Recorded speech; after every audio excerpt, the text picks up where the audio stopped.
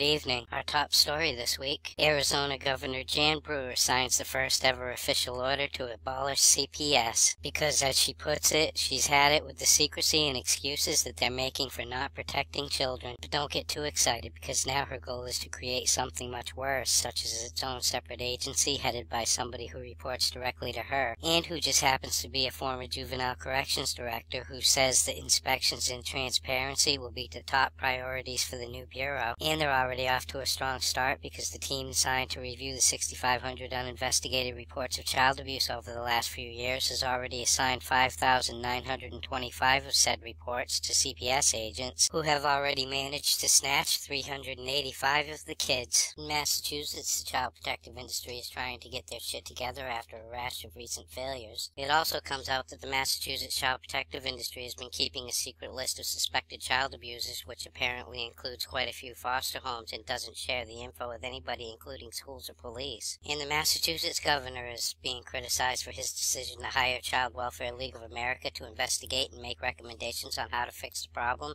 because the focus would be too narrow. In California, the Los Angeles child protective industry implements a new training program aimed at clueless and inexperienced CPS agents. In Florida, Governor Rick Scott wants an additional $31 million to pump into the state's child protective industry. In Indiana, a study has been launched that will examine the possible impact of increased family visits on inmates at juvenile detention facilities. In Oklahoma, the Cherokee Nation passes a child placement law that would give added protection to biological parents in adoption and foster care cases. And in South Carolina, the child protective industry is being criticized for their failure to protect kids too. In Greece, it has been decided that a little Roma girl who was taken by Greek authorities because she wasn't the biological child of the people she was living with will stay in their foster care system until custody is decided. In Canada, a foster mother from Alberta goes on trial for manslaughter in the death of a 21-month-old foster child. And a candlelight vigil is held in downtown Edmonton to remember the children who died while in foster care. In Australia, a foster parent is charged with abuse after 3 young children were found with bruises all across their body. And the head of the Foster Parent Association is worried about how this will make the rest of them look. In England, a member of Parliament suggests that parents should flee the UK in order to stop social workers from snatching their newborns, because they won't get a fair hearing in the secret family courts. A social worker responds by saying that he had undermined their work and purpose by saying that a mother who had fled from the UK to give birth in Spain in secret did so because she took her first kid for a routine checkup, only to have her snatched by social workers and put up for adoption. A British social worker who falsified records and failed to act on abuse reports gets struck off the social work register. And a British foster parent is jailed for child sex abuse. In entertainment news this week, one of the Real Housewives of Beverly Hills sets off the anti-abuse people by saying that she wanted to be molested when she was a child. A former CPS agent from North Carolina gets busted for identity theft and tax fraud for using the personal info of clients. The probe into the North Carolina foster mother, known for her innovative handcuff and dead chicken child discipline method, widens to include 36 more children who were possibly abused. A North Carolina state senator wants the state to take over the child protective industry in Union County, where the dead chicken incident happened. And in Georgia, a school counselor is facing charges for not reporting child abuse quickly enough. In Florida, a private prison company is being accused of covering up sexual abuse that happened at one of their juvenile detention facilities. In Kansas, an investigation reveals that the child protective industry improperly shared data on kids with a foster care agency, who used the information to wield undue influence by coercing parents into putting their kids into temporary foster care and signing away their parental rights so the kids could be adopted. And in Maine, parents are fuming after the child protective industry kept secret and kept open a daycare where the kids were abused. In Massachusetts, a young girl is found safe and unharmed and thrown back into foster care after her mother tried to rescue her. In Nevada, a family court judge who was suspended for professional and criminal misconduct is seeking re-election. In New York, the child protective industry admits that they screwed up in regards to a case where a preschooler was tortured and slain. In Virginia, the child protective industry is investigating how a CPS agent improperly closed several cases without following procedures designed to keep kids safe. And finally, tonight in Texas, a family court judge dismisses hundreds of cases without telling anybody. For these stories and all the latest dirt on the child protective industry, visit www.legallykidnapped.com. And until next week, this is Baby LK.